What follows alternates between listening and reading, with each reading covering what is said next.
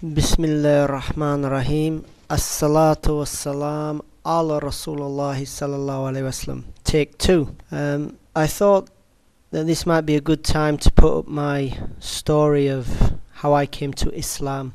I've been a Muslim now, alhamdulillah, for 12 years, inshallah. I ask Allah subhanahu wa ta'ala to let me live as a Muslim and die as a Muslim, inshallah. Okay, how did I come to Islam? Well, it's a story of mystery, intrigue, and magic. And I mean that in the full sense of the title. It was a time in my life when I was looking for the truth, actively searching for it. And I had, I would say, many difficulties I was facing, which I'd put there by my own hand. And I was going to the church. I was a practicing or returning, should I say, returning Christian, Catholic. I was going to the church regularly, at least twice a day, every day. And I had a very difficult issue. It was to do with getting married. And I met up with somebody who said that they could resolve the issue by taking me to this person who was a magician. Now, at this point, let me put the warning on for you. I was a Christian. I knew nothing about Islam. I didn't even know who Muslims were. That's how ignorant I was. Although I'd lived next door to some of them for years and grown up with them, I had no idea. Because they didn't make dawah. That's one issue.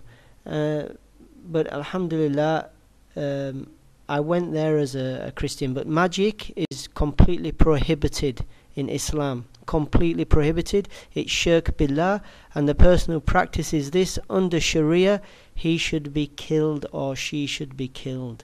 There is no other way. Even if they recant their belief in the Sharia dictates that they should be killed because they're liars, and the things that they do to practice the magic would make you shiver to the very bone. So anyway, that's with the warning on it. So I went with this other person to meet this, I didn't know it was a man or a woman, but I met this guy. Turned out he was from Africa. So he greeted me. We sat in one of his side rooms and we discussed the issue at length, and then he asked me some details about, the person involved. I gave them the details, and I was very skeptical about the whole issue. I left him and I went home, and he'd given me some, he said they were charms, but a'udhu billah, later I found out that these same things, after I converted, were actually Quranic ayats interlaced with numbers, and the places that he had made me put them, or asked me to put them, were very terrible places, very bad places. But at that time they were wrapped up in brown tape. I didn't even know what was on them. That was how ignorant I was. And how trusting and naive I was. So anyway, we continued with the I obviously paid him, because that's what you do, you pay these people, and eventually a result was seen to be coming, and I was still visiting him. I think on the third visit he mentioned something to me very strange, and this is subhanallah, Allah subhanahu wa ta'ala's guidance.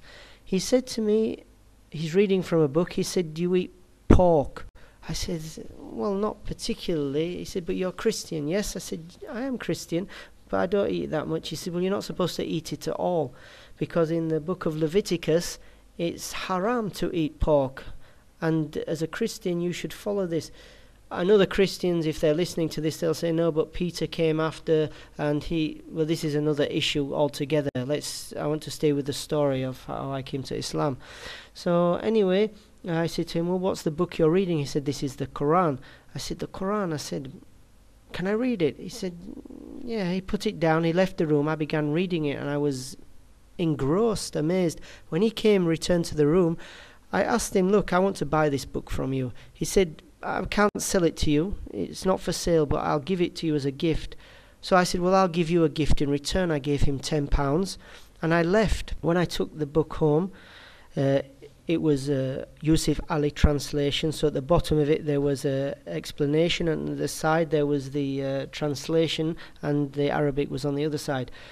So I picked it up, I began reading it, and funnily enough, Allah subhanahu wa ta'ala caused me to turn to Surah Ar-Rahman. And if there was any reason for me to enter Islam, if there was one thing somebody would say to me, what was your reason? I would say it was Surah Ar-Rahman. Because as I began reading it in English, and I would come to the verse, فَبِأَيِّ آلَاءِ رَبِّكُمْ تُكَذِّبَانِ, which of the favours of your Lord will you deny? Something inside of me was struck by this verse. And then I began to think about it, and after a very short time, I began crying, and I couldn't stop. So I closed the book. I was scared. I put it down on the table in front of me, and I said to myself, look, this is not the word of a man. It's impossible. An impossible thing for a book like this to affect you. And this is how I was talking to myself. Anyway, it was Allah's will, alhamdulillah, that after this episode, I was studying at the university and I was working at the university at the same time. I started to meet for the first time many Muslims, which probably I'd been blinded to or oblivious of before. And there was one particular young guy who was coming to the place I was working. I was working at the gymnasium, and he said to me, how are you? I said, salaam alaikum. He said, are you Muslim? I said, no. He said, salaam alaikum is between the Muslims. And he said, if you're not Muslim, how do you know this? So I remember telling him the story of the guy and what he was doing, and he said to me, no, he said, this is all wrong. He said, this person is hated by Allah for what he's doing, and you have to come and see my friends because they're more religious than me and they can explain things better. So we agreed, and I met with his friends, and it was a talk. And they said to me, look, this is not very good, and so on and so forth. And the person giving the talk, alhamdulillah, who also took my shahada and is alhamdulillah close friend of mine now, is Abdurrahim Green. Many of you know him from his Dawah in the Park series and Passion of Jesus, etc. I've known him from the time I came into Islam until today. We still correspond, alhamdulillah. He's a very good brother and a very good friend of mine. So he asked me some questions behind the stage. He said, do you believe in Allah? I said, yes, I believe that there is God. He said, do you believe in the angels and the prophets and messengers without any distinction? I said, yes.